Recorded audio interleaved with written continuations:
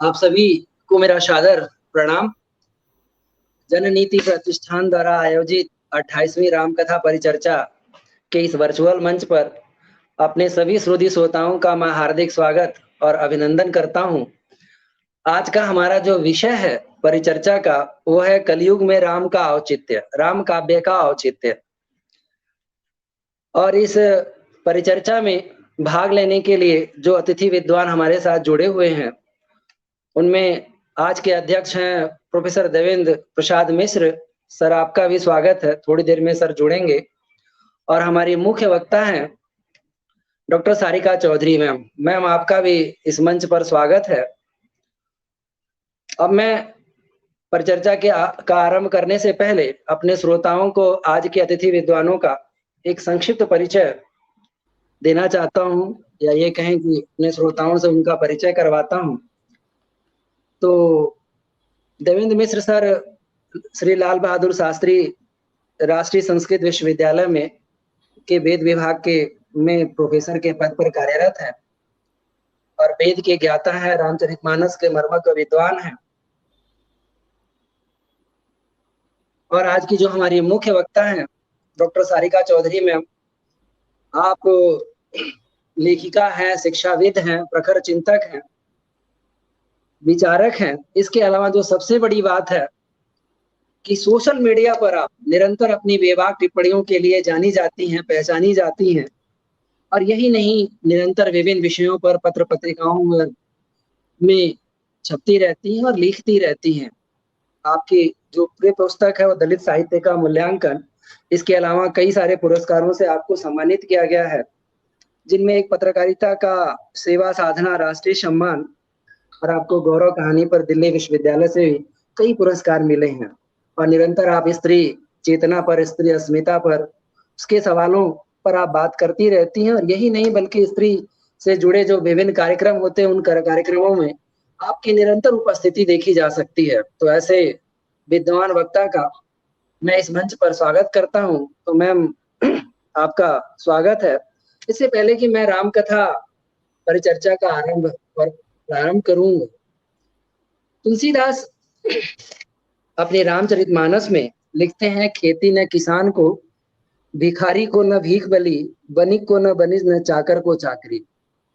ये कलिकाल की बात करते हैं वो, कि कलयुग जब होगा तो यह स्थिति होगी कि समाज का सबसे वह निम्न तबका, जिसे हम भिखारी कहते हैं, जिसका अपना कोई अस्तित्व नहीं होता, जिसके पास कोई संसाधन नहीं होते, इसलिए उसको भिखारी हम कहते हैं, उसको भी भीख नहीं मिलेगा। ये है कलयुग। इसकी बात की चर्चा रामचरितमानस में तुलसीदास करते हैं। तुलसीदास ने रामकथा की विशेषता बताते हुए यह बात बार बार अपने रामचरितमानस में, बल्कि कवितावली में भी वह उल्लेख करते हैं। और वह कहते हैं कि कलयुग में जो कलयुग आएगा, बल्कि कलयुग है, उस कलयुग के दुष्प्रभाव को समाप्त किया जा सकता है राम कथा के परिचर्चा से। और इसके लिए वो तरीका भी बताते हैं तुलसीदास, कि सत्संग से आप कर सकते हैं, राम नाम का स्मरण करें और राम कथा का श्रवण करें और राम कथा परिचर्चा करें, और इससे जो है कलिकाल का प्रभाव समाप्त हो सकता है। हंसी इसलिए आ रही है कि हम 28वीं राम कथा परिचर्चा कर रहे हैं, तो कहीं ना कहीं कलयुग के उस ताप को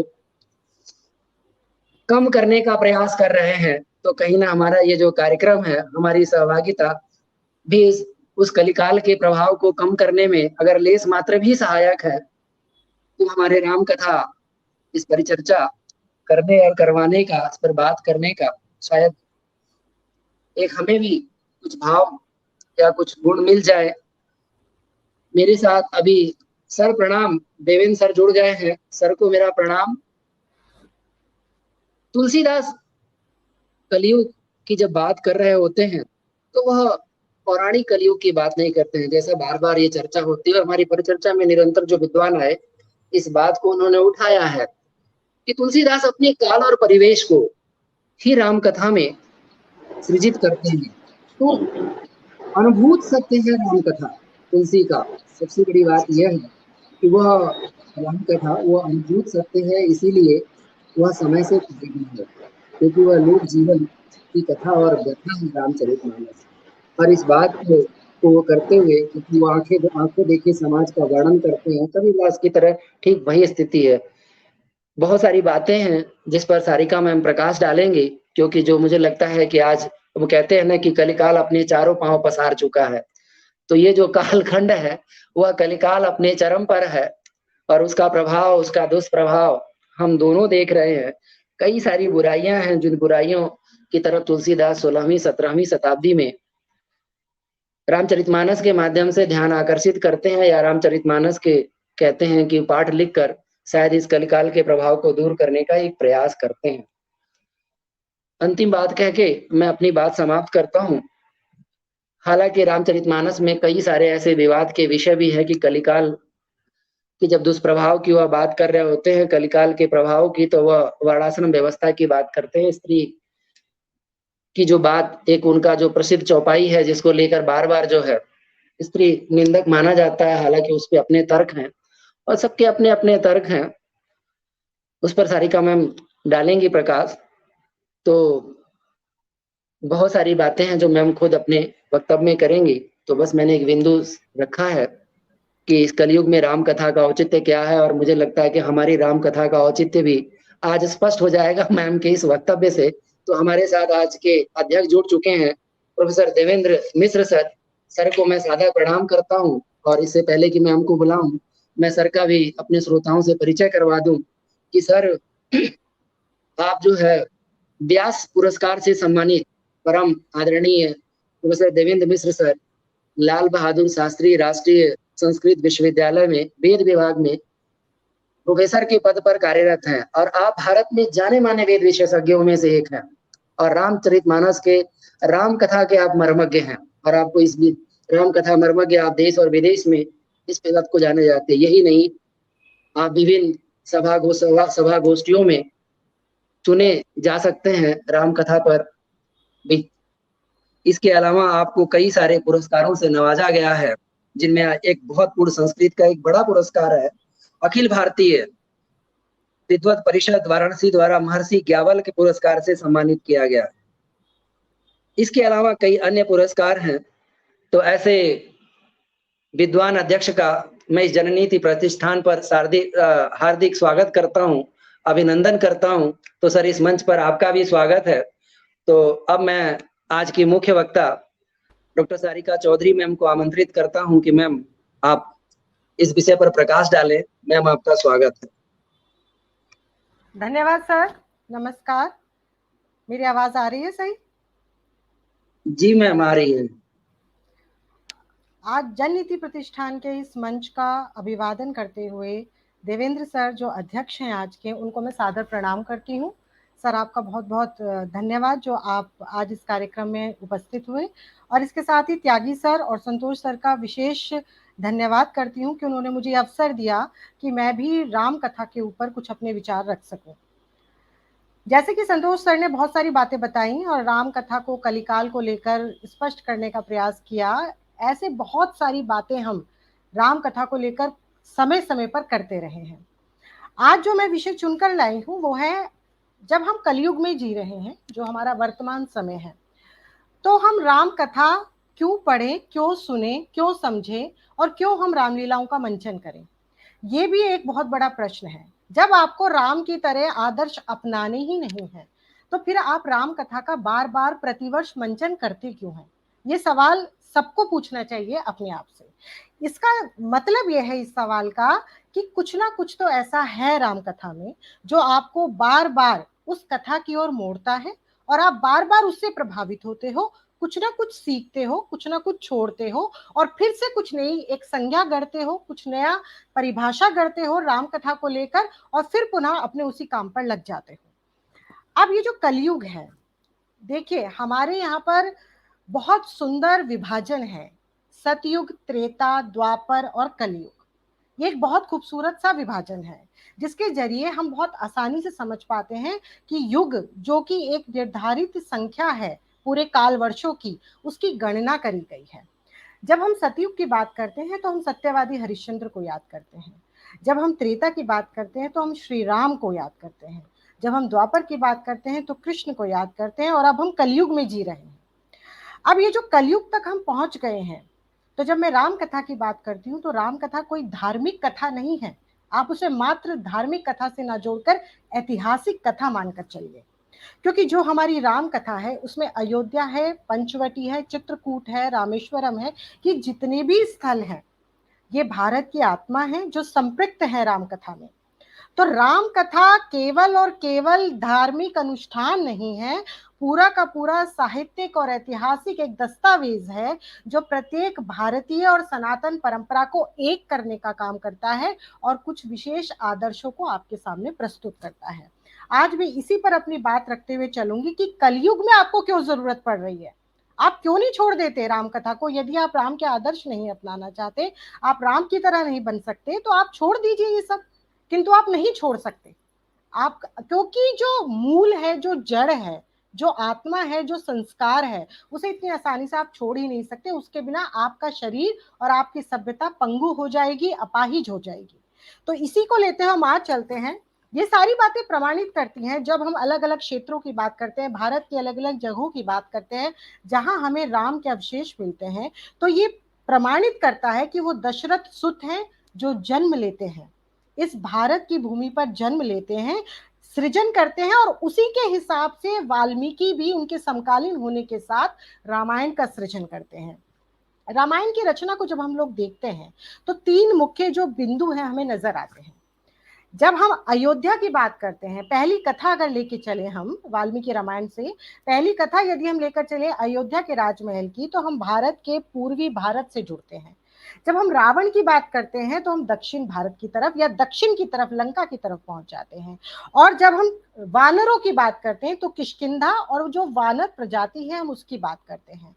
तो कुल मिलाकर हम राम, रावण और हनुमान, ये तीन मुख्य केंद्र बिंदु हैं जो पूरी संस्कृति को समाहित करके चलते हैं, उनकी बात करते हैं। क्योंकि बिना रावण के राम और बिना राम के रावण, जब हम इन दोनों का परस्पर विरोध देखते हैं, तब जाकर हम नई मानवता की संरचना या जो हम मानवतावादी मूल्यों की बात करते हैं उनको स्थापित कर पाते हैं।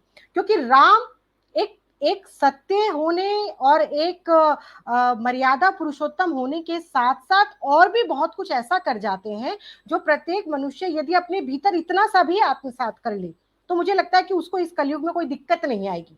हम जितनी परेशानियां हम झेल रहे हैं, जो समस्याएं हम झेल रहे हैं, यदि हम राम के अस्तित्व का, राम के व्यक्तित्व का लेश मात्र भी अपने भीतर धारण कर ले, तो हमें कोई परेशानी हो ही नहीं सकती। लेकिन कैसे करें, क्या तरीका हो? क्या केवल किताबें पढ़ने से हम ये सब प्राप्त कर सकते हैं, या हमारे अंदर वो व्यवहारिकता भी होनी चाहिए?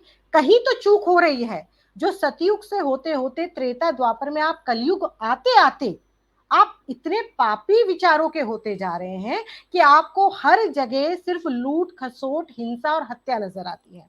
तो राम कथा की भूमिका बहुत अधिक बढ़ जाती है इस कलयुग में। वो वाकई में अपने औचित्य के साथ, अपनी उपादेयता के साथ, अपनी उपयोगिता के साथ, अपनी प्रासंगिकता के साथ हमारे सामने उपस्थित है। तो आगे चलते हैं। रामायण में हमने इन तीन कथाओं की बात करी, उसके बाद तीन संस्कृतियां राम, रावण और हनुमान से हमें मिलती हैं।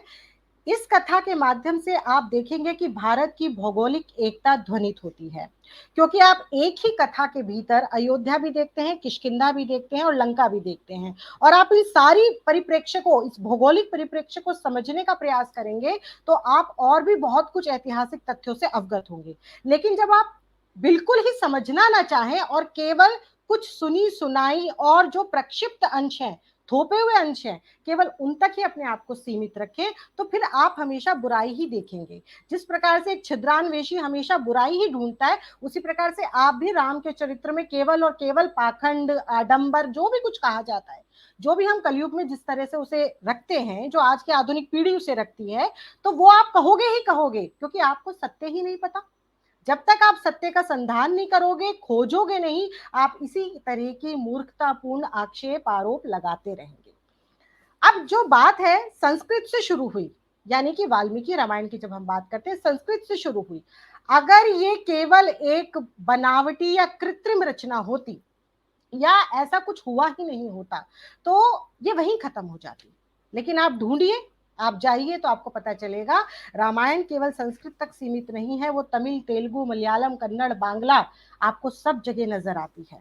और जब तुलसी लिखते हैं रामचरितमानस, तो एक ऐसा अद्भुत महाकाव्य आपके सामने प्रस्तुत हो जाता है जो केवल धार्मिक ग्रंथ बिल्कुल नहीं है।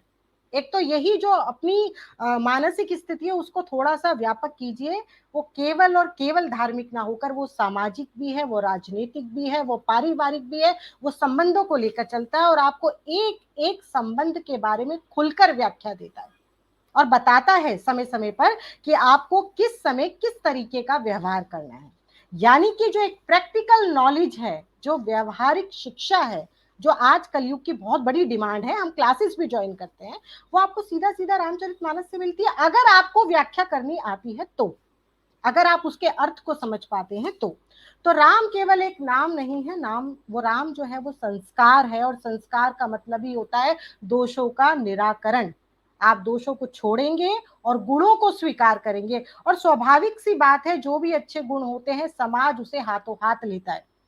तभी तो आप जो बुरे कर्म होते हैं वो छुप कर करते हैं, आप उसे खुलेआम नहीं करते सार्वजनिक रूप से, क्योंकि आप ये स्वयं जानते हैं कि जो ये गुण हैं वास्तव में लोग उन्हें पसंद करते हैं जो मीठा बोलते हैं, अच्छा व्यवहार करते हैं, सत्य बोलते हैं, दूसरों के प्रति अच्छा जो सहयोग है वो रखते हैं। लेकिन आप करते क्या है, इसके विपरीत। कलयुग में ये सब कुछ उल्टा चलता है, तो वहीं से स्थितियां बिगड़ने लग जाती हैं। राम कथा के भीतर बहुत आकर्षण है, कलयुग में बिल्कुल वो आपको प्रभावित करेगा, आप रह ही नहीं सकते प्रभावित हुए बिना, क्योंकि राम बचपन से लेके जब तक वो राज्य पाते हैं तब तक इतनी प्रकार की घटनाओं को संघर्ष के साथ झेलते हुए आगे बढ़ते हैं कि आपको कहीं भी, मतलब युवावस्था से लेके वो उस दौरान जहां तक पहुंचते हैं, वो आपको हर कदम पर कुछ ना कुछ नया सिखाते हुए चलते हैं। राम जैसा पुत्र, राम जैसा भाई, राम जैसा पति, राम जैसा सखा, राम जैसा राजा हम हमेशा चाहते हैं। हर व्यक्ति चाहता है कि राम जैसा पुत्र हो, लेकिन राम जैसा पुत्र होने के लिए माता पिता के भीतर भी वही संस्कार होने चाहिए, तब आप राम जैसा पुत्र पा सकते हैं। इसीलिए जितने महान आत्माएं कहो या महान विद्वान कहो या महापुरुष कहो, जितने भी हुए हैं, शायद वो पुनः नहीं आ पाए, दोबारा नहीं आ पाए इस धरा पर, क्योंकि इस तरीके का माहौल हो गया कि हमने उन पे आरोप प्रत्यारोप तो करे लेकिन उनसे सीखने का प्रयास नहीं किया। अब जब राम की बात आती है तो दरअसल राम का पूरा एक चरित्र जो है वो सुंदर अनुष्ठान है, जहां हम जो अनुष्ठान करते हैं वो सीधी सीधे लोक कल्याण के लिए होता है। तो राम का पूरा, हम जब कथा देखते हैं, राम का पूरा चरित्र देखते हैं, तो हमें ऐसा लगता है एक बहुत ही पवित्र अनुष्ठान है जिसके फलस्वरूप हमें लोक कल्याणकारी प्रसाद मिलता है। अब ये आपके ऊपर है कि आप उस प्रसाद को किस प्रकार से ग्रहण करते हैं और उससे क्या सीख लेने की प्रयास करते हैं। यहाँ पर मैं कुछ विशिष्ट गुणों की चर्चा करती हूँ और उसे मैं कलयुग के हिसाब से आपके सामने रखती हूँ। राम वचनबद्ध हैं और वचन को बहुत मानते हैं, ये आप सब जानते हैं। रघुकुल रीत सदा चली आई, प्राण जाए पर बचन न जाए। राम हमेशा जो कहते हैं वो करते हैं, अर्थात कथनी करनी का भेद बिल्कुल नहीं है। अब आप कलयुग पे जब जाते हैं तो आप देखेंगे कि आजकल वचन का कोई मोल ही नहीं है, आज जुबान का कोई मोल नहीं है। पहले लोग जुबान देते थे, कहते थे हम जुबान दे रहे हैं, आजकल जब तक स्टैम्प पेपर पे साइन ना करो तब भी लोग विश्वास नहीं करते, और कर भी दो उसके बाद भी आपको कोर्ट कचहरी के चक्कर लगाने पड़ सकते हैं, कोई बड़ी बात नहीं है। यानी कि आप यहाँ पर फेल हो गए। फेल कौन हुआ? हम लोग, मनुष्य फेल हुआ है, युग फेल नहीं हुआ। हमने सतयुग से या त्रेता युग से बातें तो बहुत करी, कहानियां बहुत सुनी, किताबें बहुत छापी, लेकिन जब खुद पे इस्तेमाल करने की बात आई तो हम उस चीज को भूल जाते हैं। तो राम आपको वचनबद्धता सिखाते हैं, आप जो बोल रहे हो सोच समझ के बोलो, लेकिन ऐसा बोलो जो आप वाकई में कर सको। तो कथनी करने का भेद मिटाते हुए जो कहना है वही करना है, राम हमारे सामने प्रस्तुत होते हैं। दूसरी बात जब मैं करूं आज्ञाकारिता की, तो राम जैसा आज्ञाकारी पुत्र होना दुर्लभ है। अब कोई कोई ये भी कहता है, आज के कलयुग के दौर के में अगर तर्क बताऊं तो, कि ये तो राम ने ठीक नहीं करा जो कहते के साथ ही वनवास चले गए। आपके कहने से कुछ नहीं होता, वो उस युग की, उस परंपरा की और उनकी सोच है। हर व्यक्ति अपनी सोच के हिसाब से कार्य करता है। राम का व्यक्तित्व, राम जो कर रहे हैं वो दरअसल पूरी सृष्टि को एक शिक्षा देने के लिए कर रहे हैं। तो राम पूरी तरीके से आदर्श के साथ आपके सामने आते हैं। अब आप मानना ना मानना वो कलयुग के लोगों की बात है। तो राम पूरी तरह आज्ञाकारी है, इसीलिए बिना कोई प्रश्न किए, बिना कोई शंका उठाए, बिना कोई लड़ाई किए वो चुपचाप उस राजमहल को छोड़ने को तैयार हो जाते हैं। ये आज्ञाकारिता आप कलयुग में भूल जाओ। क्यों भूल जाओ?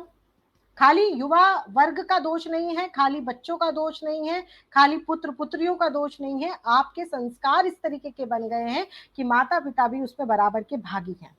जब आप राम कथा घर बैठकर पढ़ रहे हो, आप अपना श्रवण कर रहे हो, आपने पंडित बुलाकर पाठ कराया है, तो थोड़ा सा उसमें से सार भी तो ग्रहण कीजिए कि आपका व्यवहार अपने बच्चों के प्रति क्या है और बच्चों से आप क्या अपेक्षा रखते हो।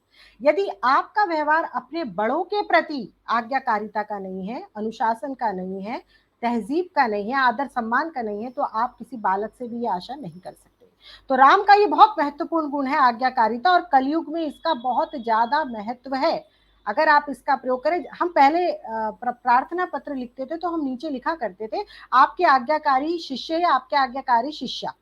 ये इसका मतलब ही ये होता था कि हम अपने अध्यापक को, अपने गुरु को वो सम्मान दे रहे हैं क्योंकि हम उनकी आज्ञा का पालन करते हैं। सीधी सी बात है कि वो हमें कुछ गलत आज्ञा तो देंगे नहीं, ये हम विश्वास करके हम उनके प्रति अपनी आज्ञा पालन का कर्तव्य निभाते हैं। तो राम आपको ये सिखाते हैं, बट आप सीखते नहीं हो। समस्या यहाँ पर आकर उत्पन्न होती है कलयुग के अंदर। इसके प्रति, इसके बाद जब हम भाइयों के प्रति प्रेम की बात करते हैं राम की, राम अद्भुत है क्योंकि राम रघुकुल के सबसे बड़े बेटे होने के साथ अपने सारे कर्तव्यों का निर्वाह करते हैं। राम अपने छोटे भाइयों को बिल्कुल पुत्र की तरह रखते हैं, चाहे वो गुरुकुल का क्षेत्र हो, चाहे वो राजमहल का क्षेत्र हो। और सबसे खूबसूरत बात जो रामायण की या रामचरितमानस की है या राम कथा की है, वो ये है कि हर भाई, खासकर राम और भरत, एक दूसरे के प्रति समर्पण का भाव रखते हैं और दोनों ही राजमहल को नकार देते हैं। चाहे उनके बड़ों ने कोई भी निर्णय लिया हो, लेकिन राम नकारते हैं, वो कहते हैं मुझे कुछ नहीं चाहिए, और वो सहर्ष स्वीकार करते हैं जाना। वो लड़ भी सकते थे पर नहीं लड़े। भरत है जिसे मिल रहा है हाथों हाथ, वो भी नहीं लेना चाहता। ये है वो दौर, ये है वो संबंध जहां पर भौतिक सुख सुविधा राजमहल के सामने आत्मीय संबंध बहुत मायने रखते थे। कलयुग में वो आत्मीय संबंध, वो एक दूसरे के प्रति जो स्नेहिल भावना है, वो कहीं ना कहीं चूक रही है, कहीं ना कहीं मिट रही है। इसलिए आप कलयुग के शिकार हैं। आप केवल कलयुग को दोष मत दीजिए। कलयुग हो या सतयुग हो, उसे चलाता कौन है? मनुष्य। अगर मनुष्य अपनी मानवता के प्रति सचेत ही नहीं है और उसे केवल भागना है भौतिकतावाद के पीछे, तो फिर आप युग को दोष दीजिए या ईश्वर को दोष दीजिए, उससे कोई फर्क नहीं पड़ता है। सुधार आप ही सकते हैं। भगवान ने बुद्धि आपको दी है, सोच समझ आपको दी है, वाणी आपको दी है। आपके हाथ में है कि आप किस प्रकार से इन सब चीजों का प्रयोग करते हैं। तो राम का ये गुण बड़े महत्वपूर्ण है। राम ने एक पत्नी धर्म का पालन किया। बहुत ही एक सुंदर परिपाटी राम ने शुरू करी, स्त्री को सम्मान, गरिमा, महत्व देते हुए। दशरथ जी की 3 रानियां होते हुए भी राम ने ये माना कि वो सीता को लेकर एक पत्नी धर्म का पालन करेंगे। और जब हम कलयुग की तरफ जाते हैं, आप राम तो बनने की बात करते हैं, आप राम की कथा सुनते रहते हैं, राम के भजन सुनते रहते हैं, लेकिन आप ये देखिए कि राम ने एक स्त्री को किस प्रकार से महत्व और गौरव प्रदान किया और राम किस तरह से उस चीजों को सामने लेकर आ रहे हैं। आप उन अंशों को भूल जाइए जो प्रक्षिप्त रूप में थोपे गए हैं रामायण या रामचरितमानस पर और कह दिया गया कि ऐसे करा सीता के साथ, वैसे करा। पहले आप सत्य सुनिए और सत्य पढ़िए, फिर उसके बाद आप आक्षेप लगाइए। क्या राम ऐसा कर सकते थे? कभी अपने आप से प्रश्न कीजिए। क्या राम से हम ऐसी उम्मीद कर सकते हैं कि वो इस प्रकार का कार्य करेंगे और सीता को ऐसी स्थिति में वन में छोड़ देंगे? या कुछ भी, जो हम अग्नि परीक्षा की बात करें या किसी भी चीज की बात करें, तो पहले हम चीजों को सही ढंग से समझें, फिर हमें आरोप लगाने चाहिए। तो राम ने सीता को लेकर जो एक पत्नी धर्म अपनाया, कलयुग में हमने उसको तार तार कर दिया। एक पत्नी तो अब भी है, किंतु जो उसके अलावा जितने प्रकार के प्रपंच या जितने प्रकार के षड्यंत्र पत्नी को लेकर या पत्नी पति को लेकर इस कलयुग में कर रही है, वो आपसे छुपे नहीं है। तो यदि थोड़ा सा भी अंश आप अपने भीतर राम का रखते और थोड़ा सा भी अंश सीता का रहता, तो मुझे नहीं लगता कि इतना मुश्किल हो सकता था। ये आपसी सामंजस्य और समझदारी की बात है। इसके लिए एक दूसरे पर दोष लगाने से आप कोई जो सोच रहे हो समाधान निकलेगा, आप कोर्ट के 10 चक्कर काटिए, 100 चक्कर काटिए, आपको कोई समाधान नहीं मिलेगा। समाधान आपसी समझ से और आपसी विश्वास से पैदा होता है। राम ने आपके सामने सारी चीजें रखी, आपने नहीं अपनाई, तो वो आपकी गलती है, कलयुग की गलती नहीं है। हम उस चीज को समझ ही नहीं पा रहे कि हमें किस तरीके से राम के चरित्र से चीजों को उठाना है। बेशक युग परिवर्तन हुआ, बेशक समय बदला, परिस्थितियां बदली, लोग बदले, विचार बदले, मन बदले, ये सब कुछ बदला, लेकिन फिर भी जो जड़ होती है, जो वृक्ष सींचता है वो जड़ के माध्यम से ही सींचता है, तो हम जड़ों को नहीं छोड़ सकते।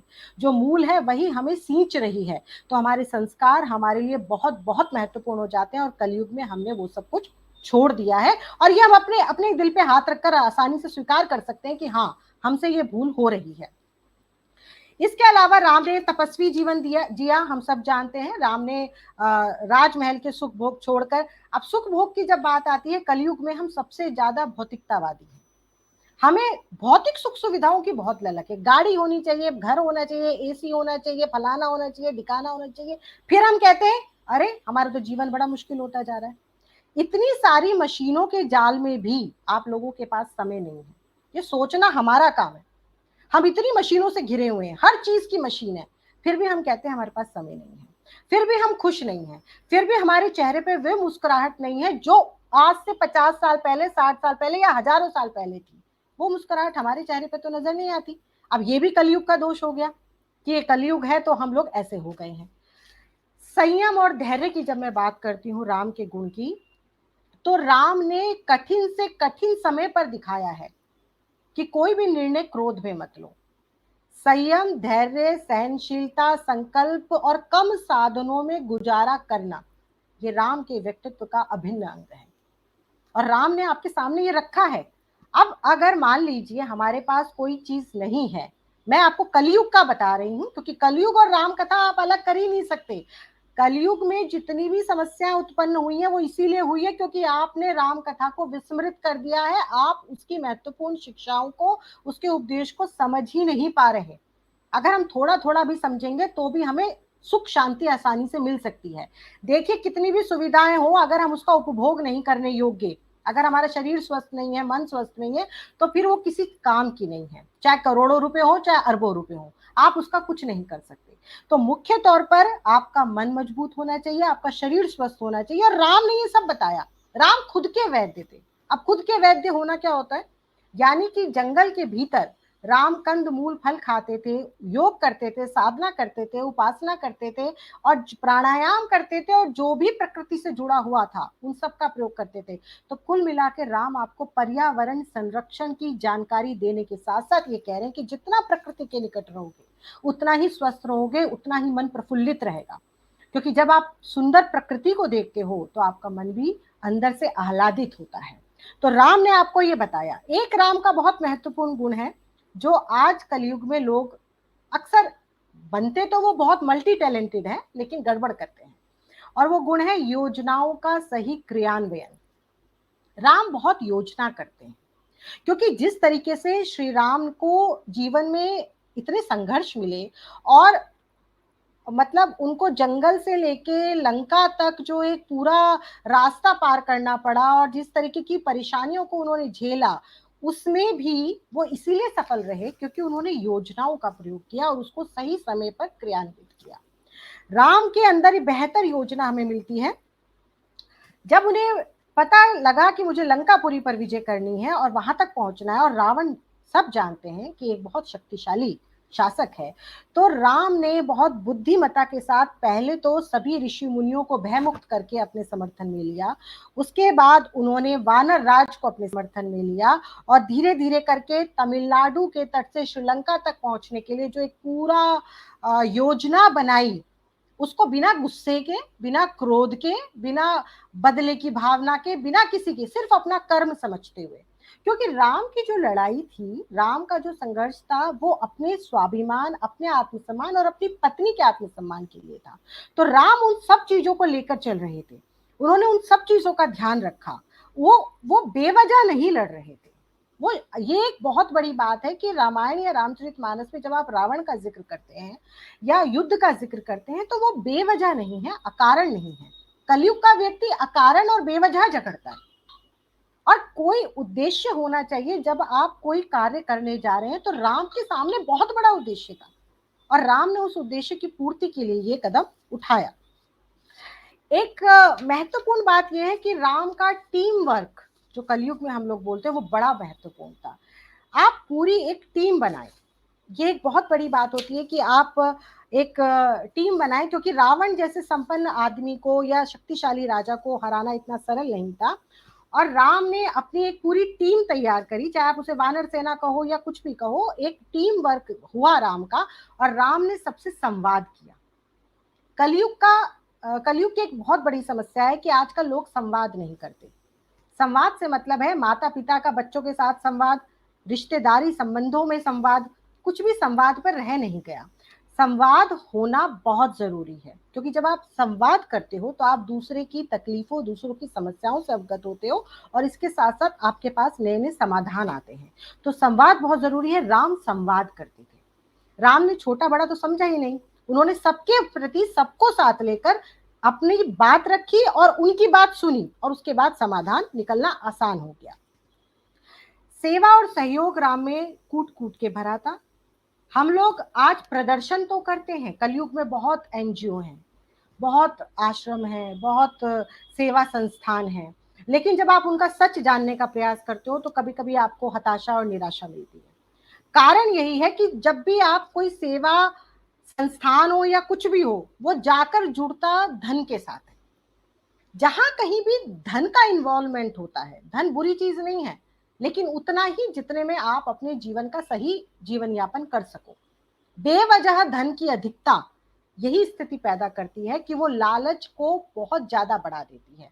और जितनी भी सेवा हम देखते हैं, राम की जो सेवा थी वो आदिवासियों के प्रति थी, वनवासियों के प्रति थी, ऋषि मुनियों के प्रति थी। इसके अलावा राम के व्यक्तित्व में हम कितनी सारी घटनाएं देख लेते हैं, जिसमें हम शुरुआत जब देखते हैं राम के मित्रों में तो निषाद राज को भी देख लेते हैं, हम केवट का प्रसंग भी देखते हैं। आप ये देखिए कितना विशाल और कितना महत्वपूर्ण लोकतंत्र रहा होगा कि एक केवट मना कर दे कि आप मेरी नाव पर नहीं बैठ सकते। कहने को ये छोटी सी घटना है कि भाई केवट की बात हो रही है और राम को बैठने नहीं दिया, और हम भजन भी सुनते हैं इसको लेकर। लेकिन अगर सोचें, क्या आज ऐसा हो सकता है कोई ड्राइवर मना कर दे किसी मंत्री को या उसके बेटे को और कह दे नहीं मैं तो नहीं बैठा रहा आपको? ये बिल्कुल असंभव सा है, लेकिन तब ऐसा होता है। ये घटना भी आपको ये बताती है कि राम कितनी लोकतांत्रिक पद्धति का प्रयोग करते थे, और उनके लिए उससे फर्क ही नहीं पड़ता था। उस युग में इन चीजों की तरफ तो ध्यान ही नहीं जाता था। जो आरोप लगा सकता था या जिसको बुराई दिखती थी, चाहे वो साधारण आदमी हो चाहे वो राजा का बेटा हो, सब एक समान थे। तो ये जो खूबसूरती थी उस युग की, वो हमने कहीं ना कहीं छोड़ दी है, और उस छोड़ने के कारण ही आज स्थिति है कि हर जगह हम दंगे फसाद करने में लगे रहते हैं। हम कभी शांति से समस्या का समाधान नहीं ढूंढ पा रहे हैं, क्योंकि हम में संयम ही नहीं है। हम सुन ही नहीं पा रहे दूसरे की, तो कहां से ढूंढेंगे? आपको पहले दूसरे की सुननी पड़ेगी, फिर अपनी बात रखनी पड़ेगी, और फिर आप समाधान निकाल सकते हो। राम संबंधों के प्रति बहुत संवेदनशील है। अब ये जो संवेदनशीलता है ये मिसिंग है कलयुग के भीतर। संवेदनशीलता का मतलब ये है कि आप दूसरे के दुख में समभागी हैं, दूसरे के सुख में समभागी हैं, और आप उसके साथ आप किसी का दर्द तो नहीं मिटा सकते, लेकिन कम से कम आप अपने शब्दों के माध्यम से अपने संबंधों को मजबूत कर सकते हैं। राम ने भावुकता, समर्पण, प्रेम, त्याग, इन सब की मिसाल और आदर्श आपके सामने रखे, और हमने इतना सा भी लेने का प्रयास नहीं किया, इसीलिए आज संबंध बिखर रहे हैं। आप कहीं भी चले जाइए कलयुग में, आपको प्रत्येक घर की स्थिति यही नजर आएगी। राम बहुत उदार थे, परोपकारी थे, किंतु राम क्षत्रिय थे, और क्षत्रिय धर्म होता है अन्याय का प्रतिकार। राम इससे बिल्कुल भी चूके नहीं। आप ऐसा मत समझिए कि राम की बात हो रही है या हम राम कथा की बात कर रहे हैं तो भैया ये तो बस धर्म वरम की बातें करेंगे और इसका कोई हमारी पढ़ाई से लेना देना नहीं है। ऐसा कुछ नहीं है। राम पढ़ाई से बिल्कुल जुड़े हुए हैं, ये जो मानसिकता थोपी गई है ना चीजों के प्रति, कि साहित्य में राम है, कुछ नहीं, इससे कुछ नहीं होगा, हम मल्टीनेशनल कंपनी में कैसे काम करेंगे? क्यों? मल्टीनेशनल कंपनी में क्या टीम वर्क नहीं होता? मल्टीनेशनल कंपनी में सहयोग नहीं होता? मल्टीनेशनल कंपनी में क्षमता और बुद्धिमत्ता नहीं देखी जाती? तो आप बुद्धिमत्ता ढूंढिए ना, आपको रामायण में हर जगह मिलेगी। बुद्धिमानी का आपको प्रयोग नजर आएगा, नए नए आविष्कार नजर आएंगे, आप ढूंढिए तो सही। आप ढूंढे बिना जब किसी पर आरोपित कर दे तो तब स्थिति बिगड़ जाती है। राम ने क्षत्रिय धर्म का पालन किया बाली वध प्रसंग में। जब हम बाली वध देखते हैं, बाली वध को लेकर बहुत सारी बातें हैं, कुछ अध्याय भी लिखे गए इसको लेकर, क्योंकि बाली का जो वध किया गया था, सुग्रीव का बड़ा भाई बाली, जिसने सुग्रीव की पत्नी का हरण कर लिया था और सुग्रीव को हटा दिया था, तो उसको लेकर जब राम उनके मित्र बनते हैं तो राम बाली का वध करते हैं।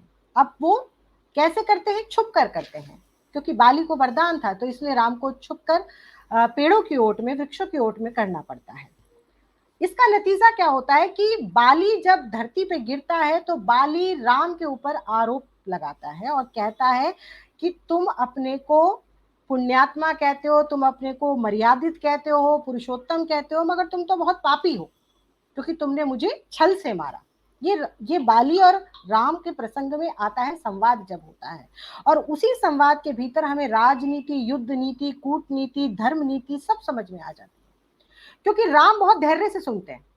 सारे विवाद, सारे आरोप वो लगाता है बाली और बोलता है आपने मुझे क्यों मारा? मैंने तो आपके किसी कार्य में कोई अड़ंगा करा ही नहीं, आपने मुझे किस इस छल से क्यों मारा और ऐसा क्यों करा? अब आपके ऊपर मर्यादित होने पर प्रश्न चिन्ह लग जाएगा।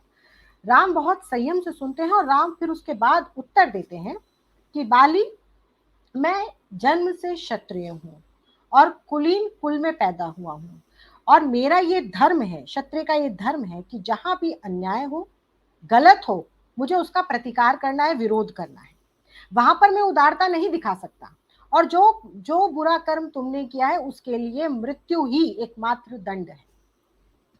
कि जिस युग की वो बात कर रहे हैं राम, जिस युग में राम रह रहे हैं, उस युग में भी और आज भी छोटे भाई की पत्नी को पुत्र वधू की तरह मानने का पूरा अधिकार है। और आप अगर छोटे भाई की पत्नी है तो उसका संरक्षण कीजिए पिता की भांति। आप उस पर बुरी दृष्टि डालेंगे और इस पूरी लोक के प्रति जो अपराध आपने किया है और उसके बाद सुग्रीव को जो हटा दिया, उसके लिए मृत्यु के अलावा और कोई दंड बनता ही नहीं। राम इस बात को बोलते हैं तो राम अन्याय का प्रतिकार करने के लिए भी खड़े हुए। अगर उदारता है राम के भीतर तो राम इस बात को भी मानते हैं कि हमें अन्याय का विरोध करना है। जो भी लोक विरोध आचरण करेगा राम उसके विरोध में खड़े होंगे। राम भारतीयों के जीवन के आधार हैं। हम जब तुलसीदास के राम को देखते हैं तो वो हमें लोकनायक भी नजर आते हैं, मर्यादा पुरुषोत्तम भी नजर आते हैं, और राम पूरी एक आदर्श को लेकर चलते हैं।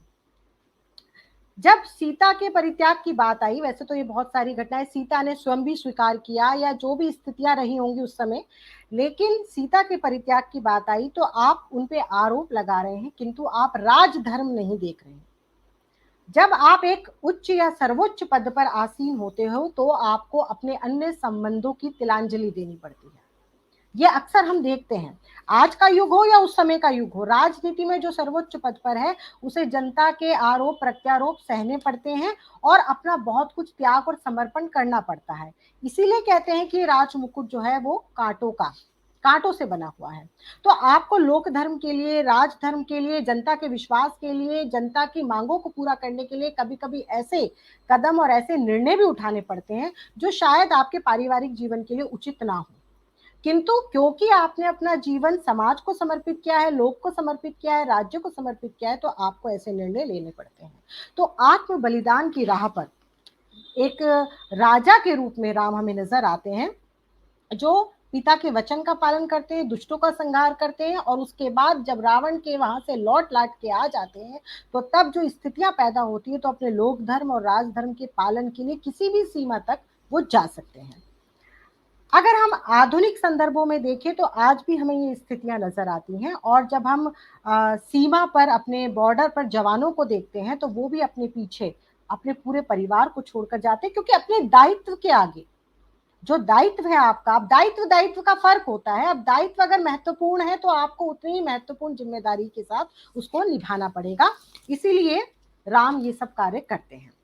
कलयुग में शायद ये सब संभव नहीं होता। कई बार हम मोहवश, लालचवश, मायावश कुछ ऐसे निर्णय ले लेते हैं जो पूरे समाज के लिए गलत हो सकते हैं, या चाहे वो राजनीतिक तौर पे लिया जाए, चाहे समाज। आपने देखा भी है कि राजनीति को लेकर परिवारवाद, वंशवाद के जो आरोप लगते हैं, वो ये बात दिखाते हैं कि आप योग्य का चयन कीजिए, परिवारवाद का चयन मत कीजिए। तो योग्य के लिए आपको परीक्षा करवानी पड़ती है, उस चीज की बात यहाँ पर हम राम को लेकर कर सकते हैं। राम ने हर भेद, जितना भी भेदभाव है, जितना भी जाति प्रथा की हम बात करते हैं, उसके खिलाफ बात करी राम ने। क्योंकि राम को आप पूरा का पूरा राम का चरित्र उठा लीजिए, संपूर्ण मानवता को लेकर आपको राम नजर आएंगे, तो राम कभी भी किसी मानव का अहित करते हुए नजर ही नहीं आते। राम ना जातिवादी थे, ना वर्णवादी थे, उन्होंने हमेशा योग्यता को सराहा और उसी को अपनाया, व्यक्ति के आचरण को देखा। इसीलिए ब्राह्मण होते हुए भी कुंभकर्ण मेघनाथ का वो वध करते हैं, और सत्कर्म में रत रहने के कारण विभीषण को वो लंका का राज्य देते हैं। ये बहुत महत्वपूर्ण है कि कर्म कर्म राम के लिए महत्वपूर्ण है। वो जाति की तरफ तो उन्होंने कभी ध्यान ही नहीं दिया। जो लोग उन पर ये आरोप लगाते हैं, उनको पहले ये सारी चीजें समझनी चाहिए, पढ़नी चाहिए, तब आपको राम का व्यक्तित्व और अस्तित्व समझ में आएगा। आज भी जाति व्यवस्था को लेकर जो कलयुग में हम इतनी सारी लड़ाइयां देख रहे हैं, वो बहुत आसानी से समाप्त हो सकती हैं। एक राजनीतिक तरीका है, उसकी वजह से हम ये सब कुछ भुगत रहे हैं, और ये हमारे रोष का और दुख का कारण बनता जा रहा है। राम के काल में जो भी वर्ण व्यवस्था थी, उसकी बात मैंने आपको बता दी है। राम, जो वाल्मीकि जी ने रामायण लिखी है, वो हजारों वर्ष पहले जो उन्होंने लिखा, और उसके बाद उस समय तो कोई प्रेस भी नहीं थी, कोई कॉपीराइट नहीं था, कोई उल्लंघन की कोई बात नहीं थी। उसके बाद इतना कुछ हमारे देश में हुआ, तो आप ये समझ सकते हैं कि हमारे जो ग्रंथ हैं, हमारे जो शास्त्र हैं, उनमें कुछ ना कुछ ऐसे अंश जोड़ दिए गए होंगे जो आगे जाकर समस्या बने या समस्याओं का कारण बने। तो हमें जो सत्य है और हमें जो मौलिक है, प्रामाणिक है, उसकी तरफ ध्यान देना चाहिए। और इस सबसे बड़ी बात यह है कि इस कलयुग में हम राम नाम के ऊपर बहुत सारी बातें करते हैं, राम नाम का प्रवचन करते हैं, राम मंदिर के लिए भी हम दान करते हैं, राम की जुलूस शोभा यात्राएं निकालते हैं। लेकिन थोड़ा सा समझना चाहिए कि केवल रट लगाने से हम राम नाम की सार्थकता और उपादेयता और उनका औचित्य कलयुग में स्थापित नहीं कर सकते। क्यों? क्योंकि अगर राम को आपने समझा होता तो भारतवर्ष की भूमि पर ना वृद्धाश्रम होता, ना ओल्ड सिटीजन होम होते, इन चीजों की तो जरूरत ही नहीं थी, ना संपत्ति के बंटवारे होते, और संपत्ति के बंटवारे होने के बाद भी भाइयों में इतना वैमनस्य, ईर्ष्या, द्वेष होता ही नहीं यदि आपने राम को समझा होता। तो इन चीजों को समझने की जरूरत है कि राम आपको क्या बताने आए थे। आप केवल भजन करने से राम को नहीं पा सकते, क्योंकि राम कर्म कर रहे थे। आप उनकी कर्मशीलता देखिए, कर्मठता देखिए। उस समय तो रावण हो या राम हो, दोनों ही युद्ध की नीतियां समझने वाले लोग थे, कुछ भी अनैतिक करने से पहले सोचते थे। लेकिन अब तो ऐसा कुछ रहा ही नहीं। हम रावण को दोष देते रहते हैं। रावण मायावी था, किंतु रावण अत्याचारी तो नहीं था अपनी प्रजा के प्रति। थोड़ा सा हमें चीजों को समझना पड़ेगा। राम रावण से केवल उसकी उस घटना के कारण या उसके कर्म के कारण उसे जो भी उन्होंने उसको उसकी हनन करा, उसके लिए वो जिम्मेदार है। इसके अलावा राम कभी भी किसी के प्रति आक्रमण करने के लिए कभी स्वयं से आतुर नहीं हुए। वो तो एक वजह बनी, या जो कुछ भी हुआ उस वजह से ये सारा एक घटनाक्रम बना, और जिसका हमको आदर करना चाहिए। तो जब हम राम की बात करते हैं तो कुछ लोग कहते हैं प्रवचन मत दीजिए। ये बात और मैं आपको बता दूं, कलयुग में एक बड़ी समस्या है कि जैसे आप राम की बात करोगे, कृष्ण की बात करोगे, कोई धर्म की बात करोगे, कोई उपदेश की बात करोगे, लोग कहेंगे प्रवचन मत दीजिए और ये तो बड़े बूढ़ों का काम है। तो इस गलत फहमी को हटा दीजिए। राम का नाम लेना, राम के कर्मों को समझना, राम के बारे में जानना बिल्कुल भी बड़े बूढ़ों का काम नहीं है। राम की कथा और राम की घटनाक्रम और राम के कर्म बचपन से हर पुस्तक में आ जाने चाहिए, जिससे जैसे जैसे आप उम्र दराज होंगे, आपको समस्याओं से लड़ने की ताकत मिलती रहेगी। तो ये बहुत जरूरी है, क्योंकि राम के भीतर बहुत सारे गुण हैं। राम आपको जीना सिखाते हैं, और बहुत सारी ऐसी दोहा चौपाई हैं जो आपको ये भी बताती हैं आपको किस व्यक्ति से बात करनी चाहिए, किस व्यक्ति से बात नहीं करनी चाहिए कलयुग में। ये बहुत महत्वपूर्ण बात है, क्योंकि जो लालची व्यक्ति है, अगर आप उसको वैराग्य की बात समझाओगे तो वो नहीं समझेगा। जो कुटिल बुद्धि है उसे प्रेम की बात समझाओगे तो वो नहीं समझेगा। मूर्ख व्यक्ति को ज्ञान देने चलोगे तो वो नहीं समझेगा। ये सारी बातें भी आपको राम कथा में मिलती है। और जगह आपने देखा कि जब समुद्र राम के अनुनय विनय को नहीं सुनते तो भी राम को तुरंत राम प्रत्यंचा चढ़ाते। क्यों चढ़ाते हैं? मजबूरी है, क्योंकि जो दुष्ट व्यक्ति है वो दुष्टता की ही बात समझता है। शठे शाठ्यम समाचरित। तो ये बात हमें समझनी पड़ेगी। आप संतुलित दृष्टिकोण से राम को देखिए, आप केवल धार्मिक चश्मा लगाकर राम को मत देखिए। राम तो वो मर्यादा पुरुषोत्तम है जो आपको कदम कदम पर जीने की कला सिखाता है, कि बचपन के पहले संस्कार से लेकर जीवन के अंतिम संस्कार तक आप राम को अगर ध्यान में रखेंगे तो आपको जीवन में कभी कोई हताशा, निराशा या पराजय नहीं स्वीकार करना पड़ेगा। बस अब अपने उसको वाणी को विराम देते हैं, इससे पहले मैं कुछ बातें थोड़ी सी बताना चाहती हूँ। सही अर्थों में जब हम राम को समझ जाएंगे और कलयुग की लगभग सभी समस्याओं का समाधान पा जाएंगे, क्योंकि राम नाम अमृत है, संबंध है, शक्ति है, त्याग है, विनम्रता है, उदारता है, एकता है, आश्रय है, सहयोग है, निष्कपटता है, निश्चल प्रेम है, मित्रता है, विजय है, और अंततः समस्त मानव कल्याण की कामना जो करता है वो राम है। तो राम कलयुग में बहुत औचित्य रखते हैं, अनिवार्य है, क्योंकि तन रोगी है, मन व्याकुल है, राम कहीं से आ जाओ, पूरे विश्व के दुख को हर लो, अमृत फिर बरसा जाओ, दैहिक दैविक भौतिक तापा, चहुदिश मृत्यु शोक है व्यापा, अश्रु सुमन है तुम्हें समर्पित, सृष्टि को पुनः जगा जाओ, हे राम कहीं से आ जाओ। पुरुषोत्तम मर्यादित तुम हो, नीति पाठ सुना जाओ, द्वेष से जलती धरा पर स्वामी प्रेम सुधा बरसा जाओ, दूषित मन कलुषित चिंतन है, चारों ओर अंधेरा है, अपशब्दों के जहर फूंकते नागों का घर घर डेरा है, कलयुग के बढ़ते पाश घुटन से मानव को मुक्त करा जाओ, हे राम पुनः तुम आ जाओ, हे राम पुनः तुम आ जाओ। इसी के साथ मैं अपनी वाणी को विराम देती हूँ। अगर कोई त्रुटि हुई हो तो उसके लिए क्षमा कीजिएगा। धन्यवाद। धन्यवाद मैम, आपने हमारे श्रोताओं को बड़े ही सरल और सहज तरीके से कलयुग में राम कथा का औचित्य समझाया। ठीक बात है मैम, कलयुग में संताप का या कहे समस्याओं का बड़ा कारण ये है कि हमने अपनी संस्कृति, संस्कार और मूल्यों को भुला दिया, विस्मृत कर दिया। एक तरह से कहें तो हम राम के जीवन मूल्यों को विस्मृत कर दिया। और वास्तव में ठीक कहा आपने कि राम केवल एक नाम नहीं है, बल्कि राम भारतीय संस्कार हैं और वो जीवन मूल्य हैं, जीवन जीने की पद्धति है। और राम कथा में सृष्टि के नीचे या कहें कि संसार, इस धरती के नीचे या आकाश के नीचे जितनी भी समस्याएं हैं, उन सभी समस्याओं का लगभग समाधान मिलता है राम कथा में। आपने इतनी सारी समस्याओं को बताया कि प्रबंध करता थे राम कथा, राम राम संगठन करता थे, और बहुत बढ़िया आपने परिवारवाद पर भी कटाक्ष किया कि ठीक बात है, ये कलिकाल का प्रभाव है कि परिवारवाद किस प्रकार फल और फूल रहा है, योग्यता धूल दूसरित हो रही है।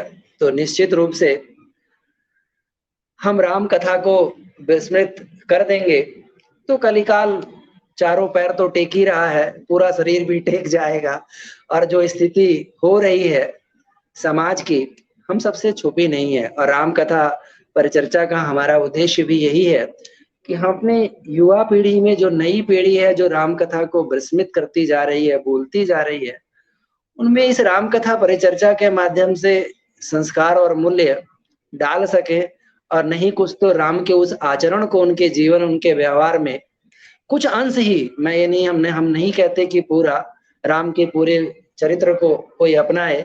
अगर राम के चरित्र के, राम के जीवन के किसी एक अंश को भी, उनके चरित्र की एक विशेषता को भी अगर अपने जीवन में धारण कर लिया तो शायद राम कथा परिचर्चा का हमारा जो ये कार्यक्रम है सफल होगा। धन्यवाद मैम, आपने अपना कीमती समय हमें दिया, आपका बहुत बहुत आभार।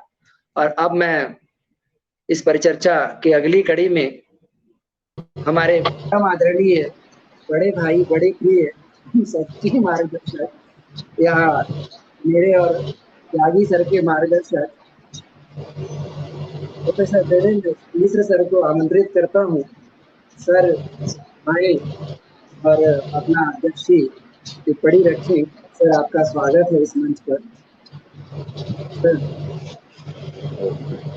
नमोस्तु रामाय सलक्ष्मणाय देव्यै च तस्यै जनकात्मजायै नमोस्तु रुद्रेन्द्रयमानिलेभ्यो नमोस्तु चन्द्रार्कमरुद्गणेभ्यः मनोजवं मारुततुल्यवेगं जितेन्द्रियं बुद्धिमतां वरिष्ठं वातात्मजं वानरयूथमुख्यं श्रीरामदूतं शरणं प्रपद्ये प्रणवं पवनकुमार खलवन पावक ज्ञान घन जासु हृदय आगार बसहि राम सर चाप धरि।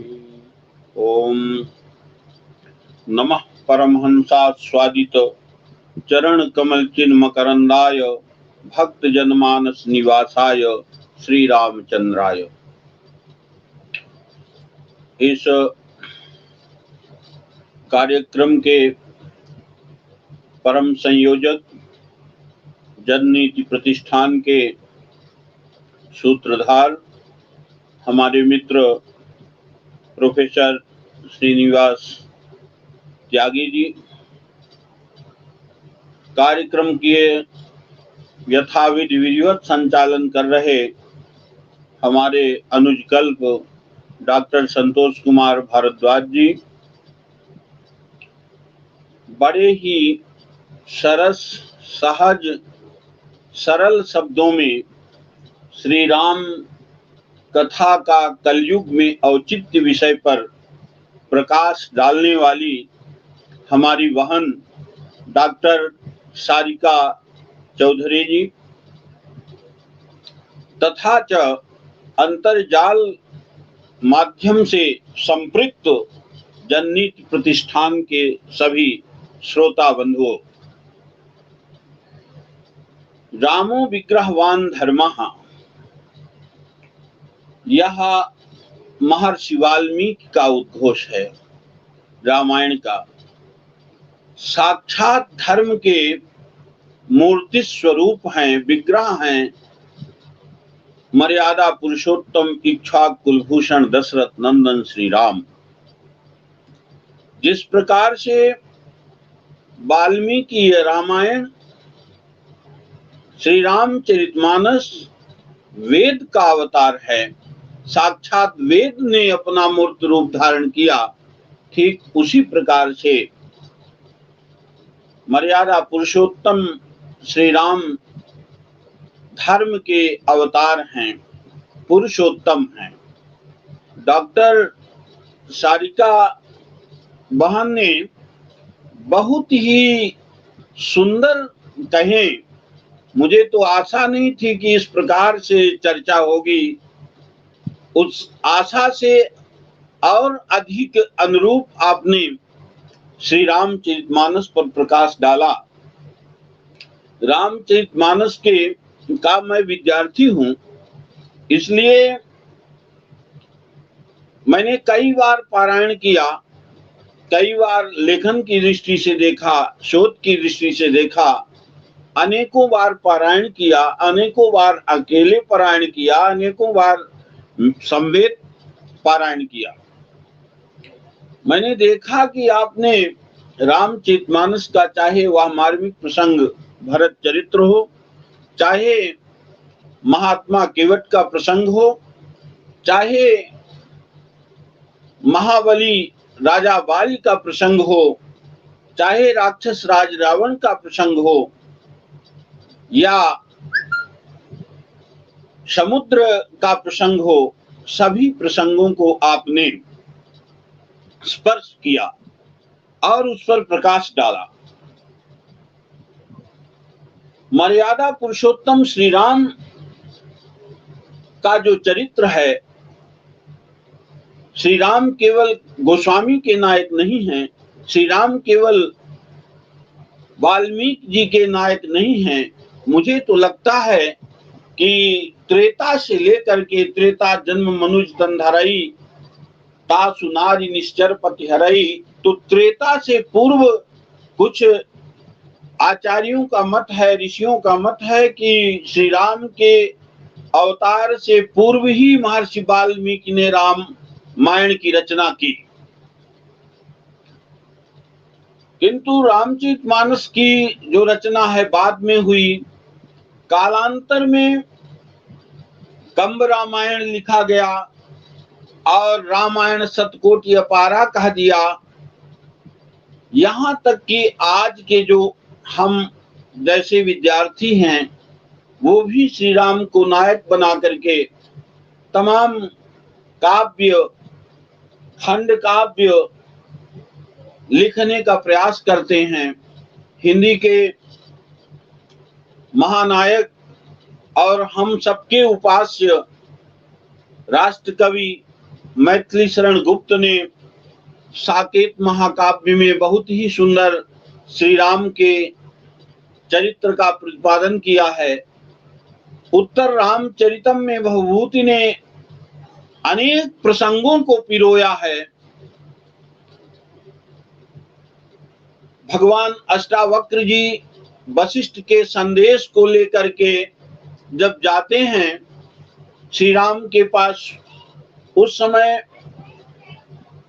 भगवती सीता श्री राम से चर्चा कर रही होती हैं कि अरे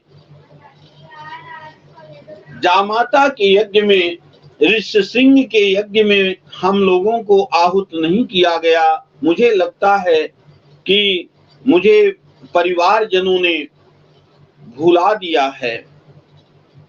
ऐसी स्थिति में उसी समय अष्टावक्र का प्रवेश होता है और वशिष्ठ के संदेश को महर्षि अष्टावक्र जी सुनाते हैं।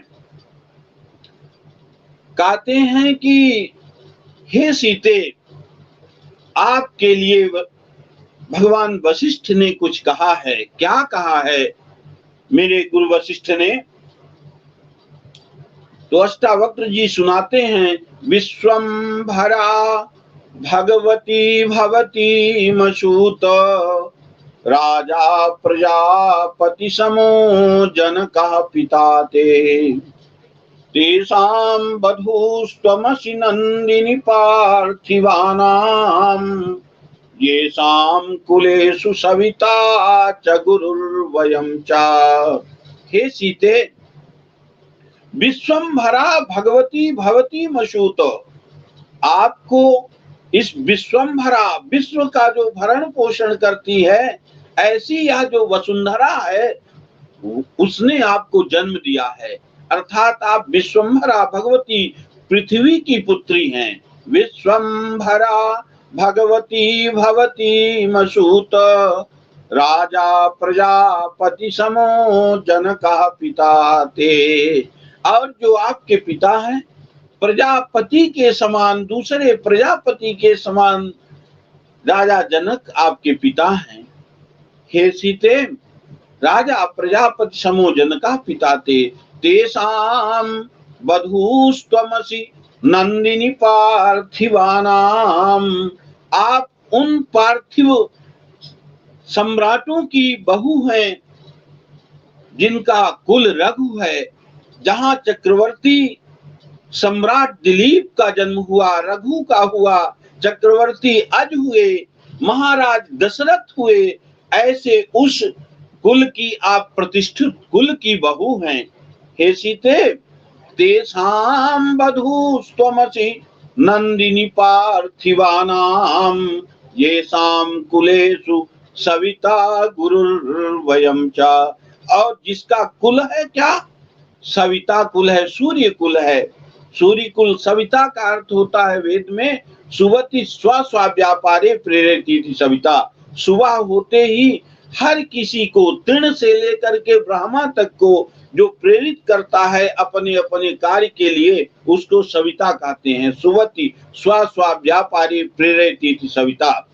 ऐसा वह सविता का, सूर्य का आपका कुल है। आप उस सूर्य कुल की हैं, और उस सूर्य कुल की हैं जिसके गुरु मैं वशिष्ठ हूँ। तेषाम बधूस्तुमसि नंदिनी पार्थिवानाम येषाम कुलेषु सविता गुरुर्वयं च। ये संदेश भगवान वशिष्ठ ने महर्षि अष्टावक्र के माध्यम से भगवती सीता को सुनाया। मैं कहना ये चाह रहा हूं इस प्रसंग पर कि यहाँ पर श्री राम के लिए भी संदेश दिया है गुरु वशिष्ठ ने। भगवान वशिष्ठ जी का संदेश सुनाते हैं राम के लिए कि हे राम, सीता के उदर दरी के अंदर, ए लाला बाबू, ए देखो बंद क्या हो गया, देखो देखो जल्दी, लालक बुलाओ। लालक कहाँ से बंद हो गया ये? सेव क्या? कैंसिल करो जल्दी। आवाज चली गई थी सर, आ रही है? जी जी बोलिए। तो श्री राम के संदेश को भी भगवान वशिष्ठ ने समझाया और अष्टावक्र जी सुना रहे हैं कि हे राम, सीता के उदर दरी के अंदर कठोर गर्भ पल रहा है, लवकुश का जन्म होना है। ये तदर्थ आपको आहूत नहीं किया गया ऋषि सिंह के यज्ञ में। सीता के आह्लादितता के लिए कि सीता को आप प्रसन्न रख सकें, इसलिए आपको वहां छोड़ा गया है, आपको नहीं बुलाया गया। और भगवती सीता बुलाने की स्थिति में नहीं है, इसलिए उन्हें नहीं बुलाया गया। किंतु ये वहां का मैं उत्तर रामचरितम का प्रसंग बता रहा हूं। दूसरी बात यह है कि हे राम, तुम नए हो और राज्य भी नया है।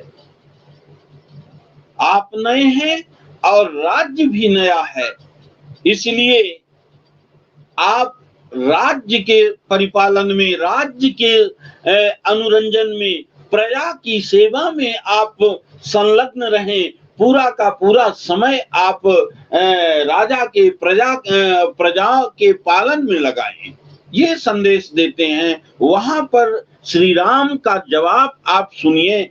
आज का जो कहना चाहिए कि समाज है, समाज का अर्थ है मनुष्याणाम समवाया समाजा, पशुनाम समवाया समजा। मनुष्यों के समवाय को, सत समाज को, समवाय को समाज कहते हैं। तो जब सत मनुष्यों का जो समवाय है वह समाज है।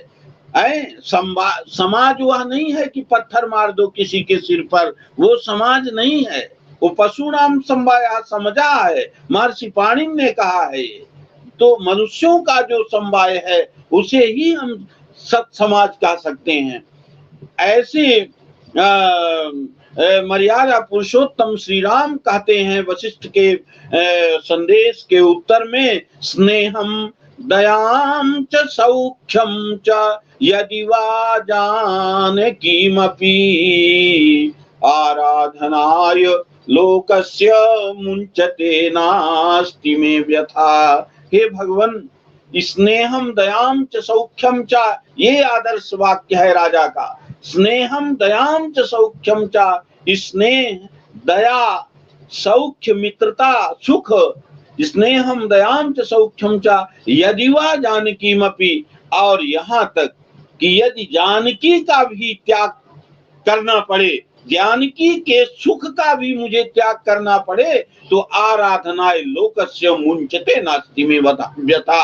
आराधनाय लोकस्य, लोकस्य आराधनाय, प्रजा के पालन में यदि ये भी प्रमाद के रूप में उपस्थित होते हैं, स्नेह, दया, सुख, मित्रता और यहाँ तक कि सुंदरी सीता भी यदि उसके आड़े जाती हैं तो मुंचते नास्ति में व्यथा, उनको भी छोड़ने में मुझे कष्ट नहीं होगा। मैं प्रजा के पालन में तत्परता से तल्लीन हूँ, लगा हूँ, और भगवान वशिष्ठ के जी का जो मेरे लिए संदेश है वो सर्वथा परिपालनीय है।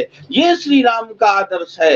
ऐसा आदर्श आपको कहीं भी किसी भी चाहे आप वैदिक काल से लेकर के आज तक का ले लीजिए, बीच में तो मध्यकाल में हमारे भारत में तमाम आक्रमण हुए, चाहे वो मुगल काल आप देख लीजिए, खिलजी वंश, लोधी वंश, सैयद वंश आज शासन देख लीजिए, उस समय हमारी जो भारतीय संस्कृति थी वो त्राही त्राही करने लगी थी। उसके कारण हमारा जो अपना सत समाज है उसमें भी कुछ न कुछ इधर से उधर जो आज लोग लांछन लगाते हैं कि नहीं ये जातिवाद है, ये है, वो है। जातियां तो थी, वैदिक काल में भी जातियां थी, लेकिन जातिवाद नहीं था। और ये जो मध्य काल में स्थिति आई भारत में, और तमाम जो आक्रमण हुए हूणों के और तमाम पाश्चात्यों को, उस बीच में ये आया, और उसी बीच में हमने हमारा समाज ने श्री राम कथा के आदर्शों पर भी प्रमाद किया। ये मेरा अपना अध्ययन है। तो यह जो आदर्श है मर्यादा पुरुषोत्तम श्री राम का, यह आदर्श आपको किसी भी राजा के काल में नहीं मिलेगा। मांगहूं बारिद देहूं जल, रामचंद्र के राज है, बारी मथे घृत होई बरु सिकता ते बरु तेल, बिनु हरि भजन न भवतरी या सिद्धांत पेल।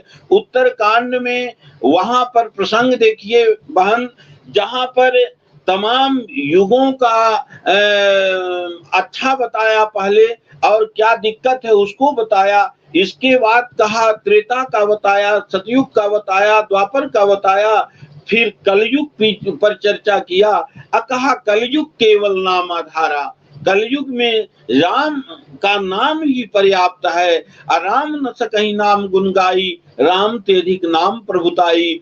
यहाँ तक कह दिया कि कलयुग सम नहीं आन जुग, जो नर कर विश्वास। जो मर्यादा पुरुषोत्तम श्री राम के नाम पर जिनका विश्वास है, आस्था है, उनके लिए कलयुग के समान कुछ दूसरा कोई युग नहीं है। यहाँ तक कह दिया आगे कि कलिकर एक विशेष प्रतापा, मानस पुण्य होय नहीं पापा। दूसरे युग में मान लीजिए कि सतयुग और त्रेता द्वापर में ये व्यवस्था थी कि यदि मन से हमने हिंसा किया, आपके प्रति मेरे मन में क्रोध आया, तो उस हिंसा का मुझे पाप लगता था। ये त्रेता का था। यदि हमने किसी पर गलत दृष्टि से दृष्टिपात किया, तो दृष्टि निक्षेप किया, तो हमको वहां पाप का भागी बनना होता था और प्रायश्चित करना पड़ता था। ये व्यवस्था सतयुग त्रेता द्वापर में थी। जबकि कलयुग कलिकर एक विशेष प्रताप, कलिकाल की कलयुग का एक विशेष प्रताप है कि जो मानस पुण्य हो नहीं पापा। मन से जो आप करते हैं पाप, उसका पाप नहीं लगता। मानस पुण्य होय, मन से आप जब करते हैं तो उसका पुण्य लाभ तो हो जाता है। जैसे आप मन में संकल्प करें कि हम श्री राम चरितमानस का पारायण करेंगे, या हम वाल्मीकि रामायण का श्रवण करेंगे, या हम गंगा सागर में स्नान करेंगे। कदाचित आप गंगा सागर नहीं जा पाए तो गंगा सागर में स्नान करने का फल तो आपको प्राप्त हो जाएगा, पुण्य लाभ होगा। लेकिन आपके मन में यदि ये मन में आया कि ये जो पत्थर मारने वाले हिंसक पशु हैं, तो इनको मैं एकदम से मैं भी मार दूं, तो लेकिन आपके मन में क्रोध आया, आपने किया नहीं, तो उसका पाप आपको नहीं लगेगा।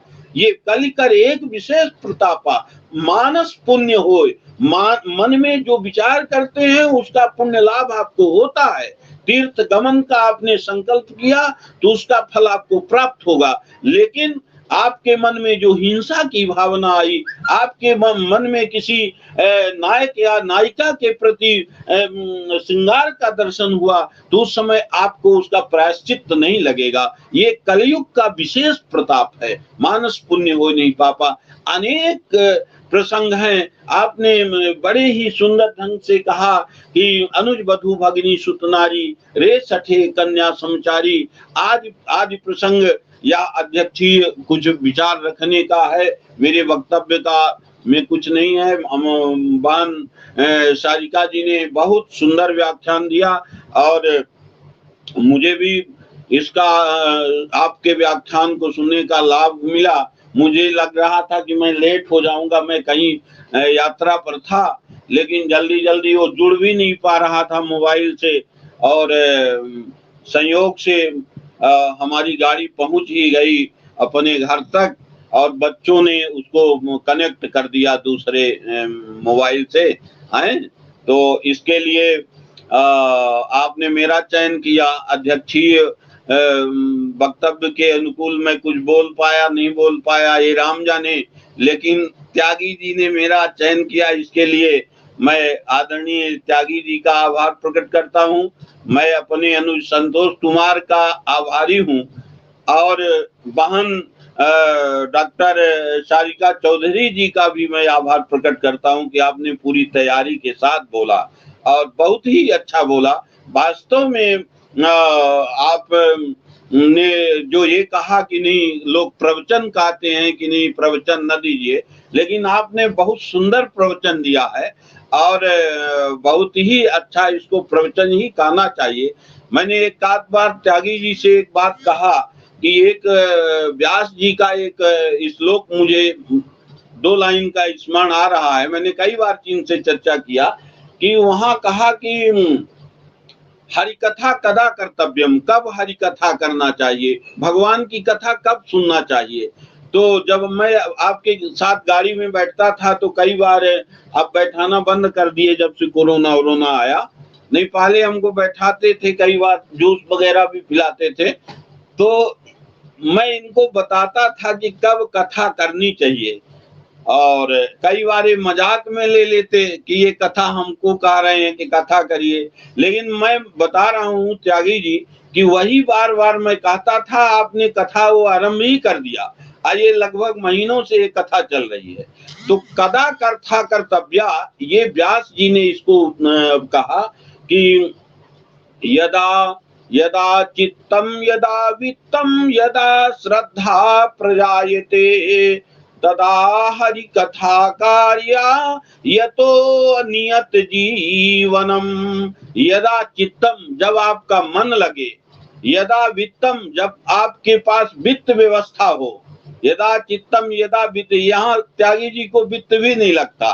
यदा चित्तम यदा वित्तम यदा श्रद्धा प्रजायते, जब आप में श्रद्धा हो कथा के प्रति कि नहीं कथा सुनना चाहिए, इससे लोकोपकार होगा, दूसरे का भी हित होगा, हमारे आत्मा का भी उत्कर्ष होगा, कल्याण होगा, तब कथा करिए। यदा चित्तम यदा वित्तम यदा श्रद्धा प्रजायते तदा हरि कथा कार्या यतो नियत जीवनम।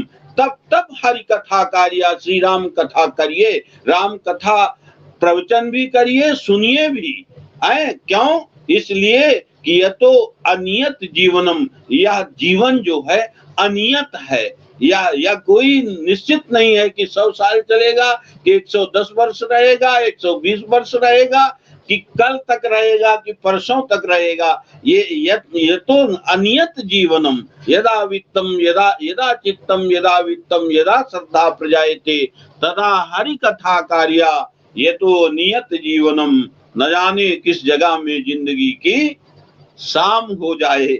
इसलिए तब कथा करिए जब आपकी मानसिक व्यवस्था हो जाए। इसी अपने वक्तव्य के साथ आप सबको और अंतर्जाल के माध्यम से जो जुड़े हमारे विद्वान श्रोतागण हैं, सभी को नमस्कार करते हुए, आप सबको प्रणाम करते हुए मैं अपनी वाणी में विराम लगाता हूँ। बहुत बहुत धन्यवाद सर आपका। आपने बहुत सुंदर अध्यक्ष टिप्पणी की और निश्चित रूप से आप जैसे अग्रजों का स्नेह और आशीर्वाद है, और उसी के प्रताप से ये राम कथा का रथ निरंतर अपने पथ पर अग्रसर है। बाकी राम ही जाने, राम की अपनी माया है। तो निश्चित रूप से आपने बहुत सुंदर, आप बहुत बढ़िया सर, कि वास्तव में राम केवल तुलसी और वाल्मीकि के ही नायक नहीं है, बल्कि इस लोक नायक है वो, इसीलिए उनको लोक नायक कहा गया।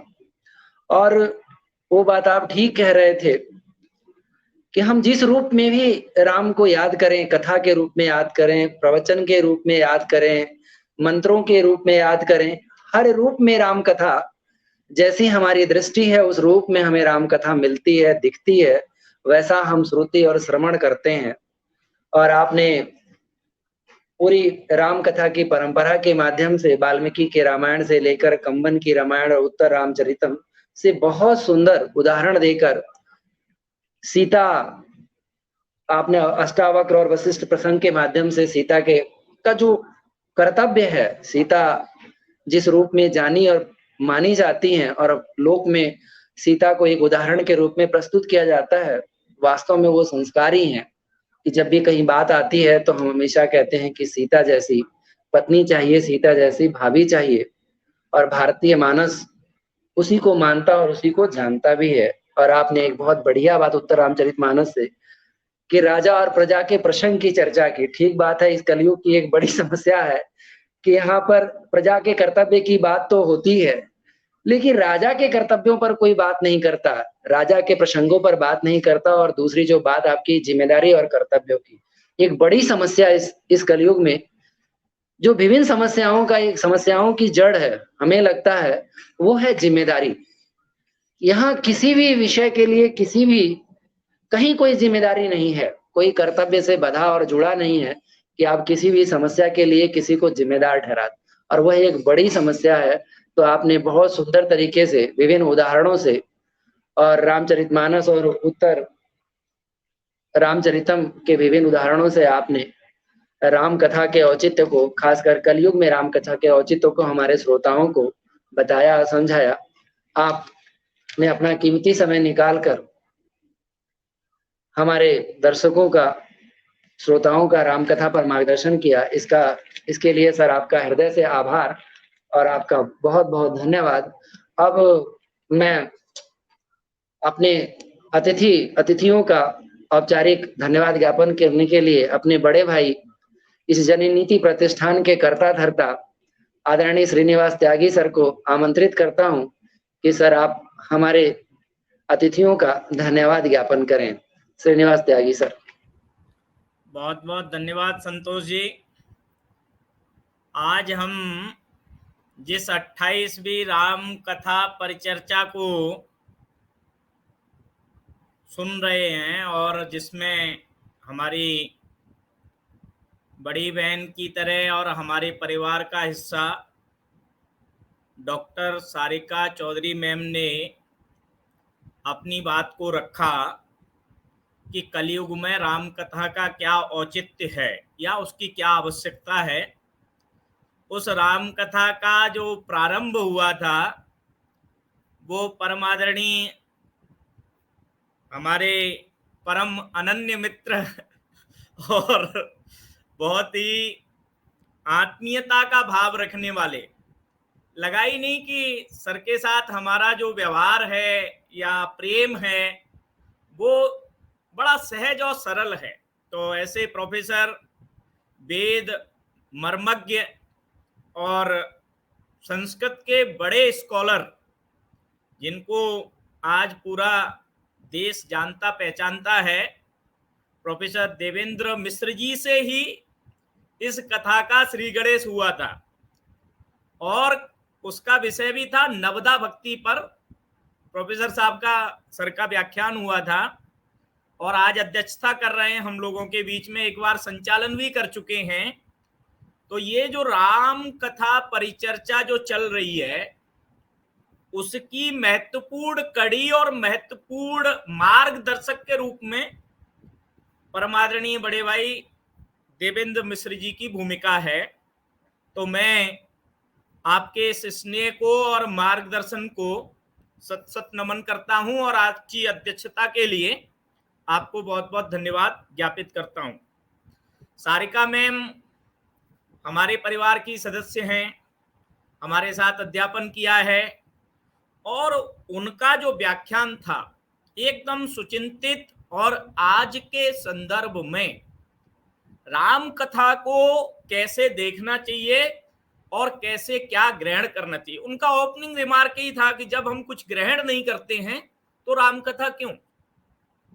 राम कथा इसलिए है क्योंकि आज की जो पीढ़ी है, जो आज की वर्तमान युवा पीढ़ी है, जो हम कह सकते हैं टीनेजर के बाद या जो 1 से लेके 12वीं तक की जो स्टूडेंटों की टोली है, वो जिस प्रकार के नायकों को देख रही है, जान रही है, टीवी से पा रही है, उनके सामने अगर हम कोई अपना सांस्कृतिक विकल्प दे सकते हैं तो वो राम कथा से दे सकते हैं, कृष्ण कथा से दे सकते हैं।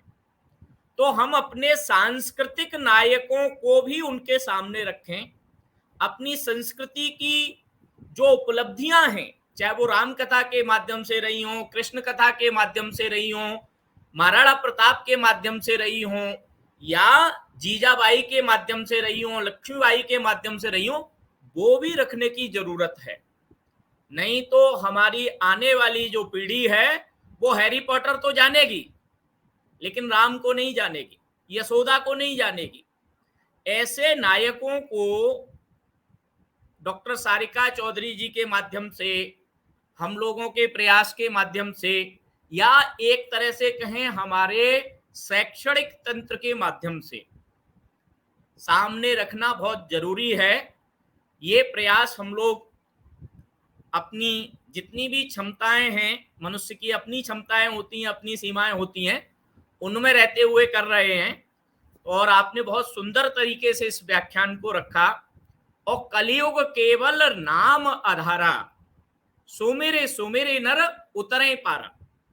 देखो, भौतिक वृद्धि के लिए, भौतिक समृद्धि के लिए पूरी दुनिया दौड़ रही है, हम भी दौड़ रहे हैं। ऐसा नहीं है कि भौतिक समृद्धि के लिए हम और आप नहीं दौड़ रहे हैं, लेकिन भौतिक समृद्धि के साथ साथ भारत ने हमेशा आध्यात्मिक समृद्धि को भी ध्यान में रखा है। ये जो बुद्ध का चिंतन है, महात्मा बुद्ध का जो चिंतन है, वो सम्यक जो दर्शन है, वो सम्यकता जीवन में कहां से आएगी। वो सम्यकता पूरे संसार में भारत की चिंतन प्रणाली, भारत की दर्शन प्रणाली ही देती है। और उसकी बड़ी गहरी लंबी परंपरा है। उस परंपरा को हम लोग अपने इस विमर्श के माध्यम से, परिचर्चा के माध्यम से रखते हैं, प्रयास करते हैं। और उसमें कितने सफल असफल होते हैं ये तो समय और विद्वान लोग तय करेंगे। तो मैम, आपको हृदय से बहुत बहुत धन्यवाद कि आपने अपनी बात इस मंच पर रखी। हम सब लोगों को बहुत अच्छी लगी। और जितने भी श्रोता इस डिजिटल मंच के माध्यम से हमसे जुड़ते हैं, बड़े बड़े स्कॉलर जुड़ते हैं और सुनते हैं और रेगुलर सुनते हैं, ऐसे विद्वानों को भी हम अपनी इस डिजिटल मंच की पूरी टीम के माध्यम से प्रणाम करते हैं, उनका साधुवाद करते हैं। और आदरणीय छोटे भाई की तरह अनुज संतोष जी तमाम व्यस्तताओं के बावजूद इस कार्यक्रम से निरंतर जुड़ते हैं, संचालन करते हैं, कभी आभार व्यक्त करते हैं। तो मैं आज के संचालन के लिए, इतने सुंदर संचालन, और टिप्पणियां बहुत सटीक करते हैं बीच बीच में। जब वो संचालन करते हैं, टिप्पणियां ऐसी करते हैं कि वक्ता लगभग सोचने को मजबूर होता है। तो परम अनुज संतोष जी का भी आज के संचालन के लिए बहुत बहुत धन्यवाद। और आज के अध्यक्ष आदरणीय देवेंद्र सर से अनुमति लेते हुए हम अपनी इस रामकथा परिचर्चा को यहीं विराम देते हैं। आगे किसी नए संस्करण के साथ अगले शुक्रवार को पुनः मिलेंगे। तब तक के लिए सभी को प्रणाम, सभी को नमस्कार। जय श्री राम। जय श्री राम। राम सर, प्रणाम मैम।